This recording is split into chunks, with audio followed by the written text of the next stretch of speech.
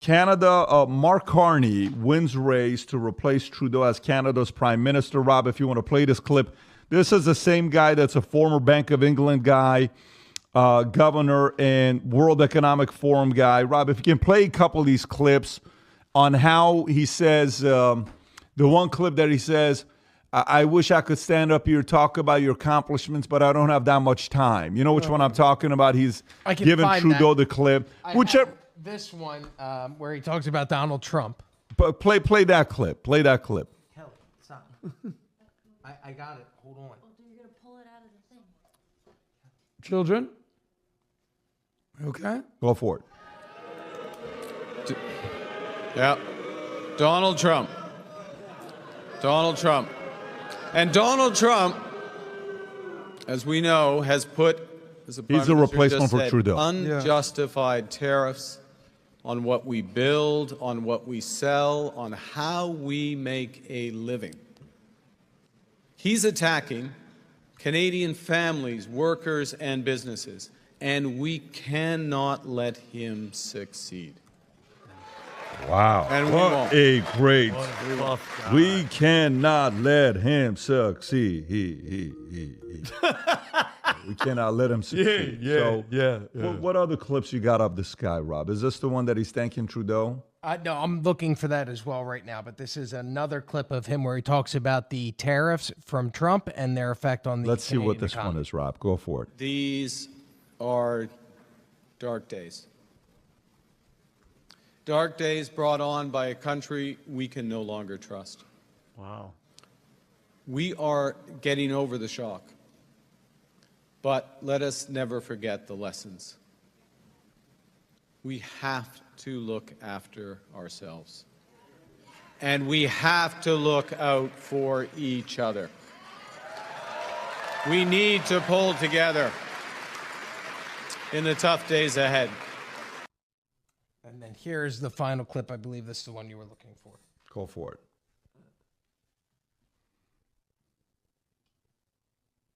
Prime Minister Trudeau, my time doesn't permit me to recognize all of your accomplishments. Yeah. So I'll speak at a higher level. You have combined strength and compassion every day as a fighter for Canada. You have to read that off. Look at this dork. What a dork. You have led us through some of the hardest challenges that this nation has ever faced. He put them in. Rob, can you do me a favor? If you can play the clip of Trudeau crying and getting emotional, if you got that clip. That's what I use. If you can go to that. I play that to go to sleep at night. Yeah. I just have that. Here's him. This is after the tariff war. On a personal level, I've made sure that every single day in this office, I put Canadians first, that I have people's backs. Liar. And that's why I'm here to tell you all that we got you.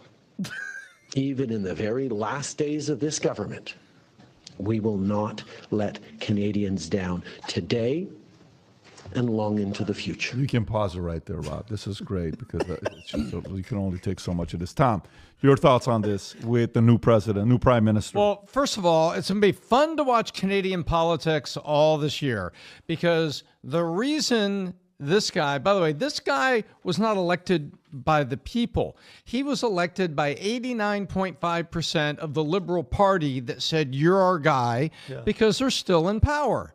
And so when Fidel Castro's son resigns as prime minister, and suddenly, allegedly, I went there, and then you have this guy gets elected 89.5% of his party. This would be like Nancy Pelosi resigning as speaker because she had an illness or just resigned for controversy. And then, well, that doesn't change the fact that the Dems would still be in power, so they would elect a new speaker. Yep.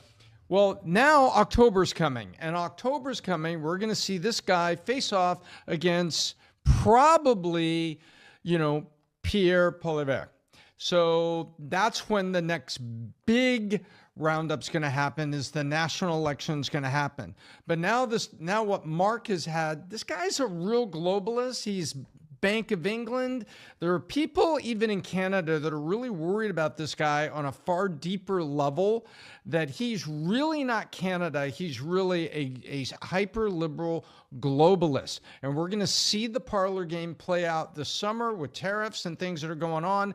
And by the way, they just stood on their little Canadian soapbox. The population of California that all lives within 100 miles, 89% of them live within 100 miles of the U.S. border, right there on the border, mainly Vancouver, Montreal, and Toronto.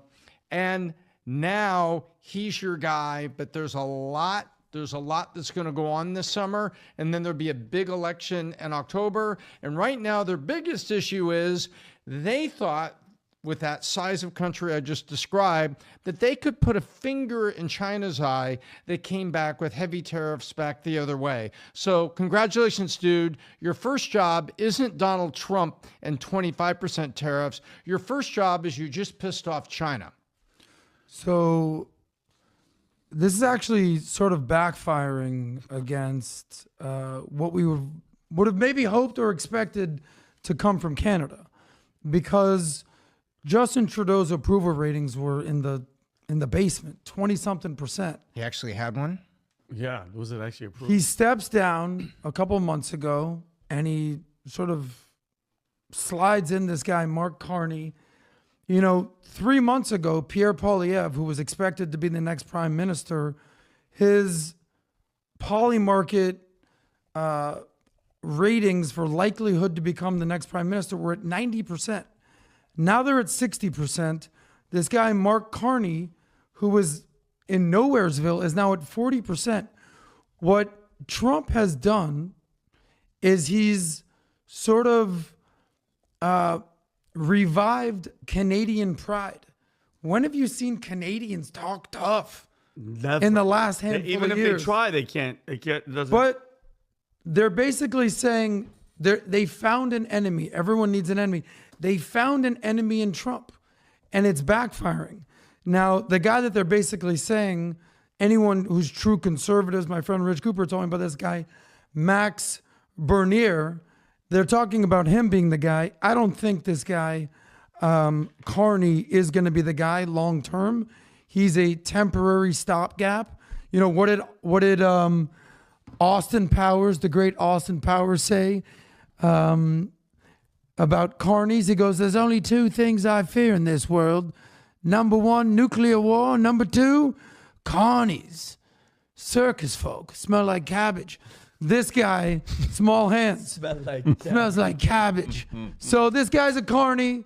I think he's only there for show for a couple months, because election is happening, I think, in May, a few months away. He's enjoying a bounce right now in the polls. So the actual election's October 20th of 2025. You were way off. But they're saying that they can call for a snap election in May. Let me just give my thoughts to the people who were not happy with what I said about Pierre Poilievre on how much of an elitist he gives me the vibes he is, and he's not going on other podcasts. And a lot of people responded back, "Who the hell do you guys think you are? You're Americans, you're this." A lot of people supported the fact that you're right, he's not. He's a World Economic Forum guy, and he's a apologist to Ukraine, recent support of Ukraine, what he's got. And then some are bringing up Max, and Max, Bernier. He is the conservative guy. He's the guy that some of the guys are excited about, but I don't think he can win. And that's what a lot of people are saying. Here's what I'll tell you. The common thread was that politicians in Canada are afraid to talk to Americans because they're worried that the Liberals will use them as hey, look at this guy. They're another person that's owned by Americans, and they're another person that's owned by this. If you're afraid to have those conversations, it just means you're not fit for the job. It means you're afraid. You're concerned. You're worried.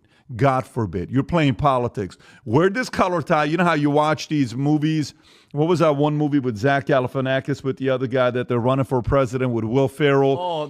Wear this tie. Wear jeans, because if you wear jeans and roll up your sleeves, it looks like you're presidential and you relate to people, and wear this and wear that. Yeah. Be quiet. You know, who are you? What are you running for? Go run on that.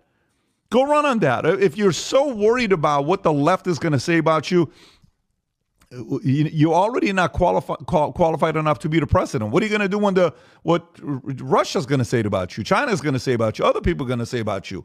If you're a leader, go sit down with as many people as possible. So the race is October 20th.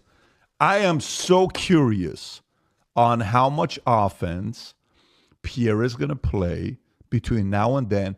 And I hope all the people that are supporters of him, if you want him to win, keep asking him on X every single day. What podcast are you going on next? What show are you going on next? Who are you talking to the people? Hold them accountable the same way we held people accountable on our side in America to get who we wanted. You as a voter got to do the same as well. It'd be interesting to see what Max is going to be doing. This would be an edge for Max. If Max decided to go on a tour and sit down with a bunch of different people, America, Canada, no matter where you are, just to talk and tell the story, Max plays that card of going to people and he doesn't. That'll be his campaign. I'm not afraid to talk to anybody. You're afraid.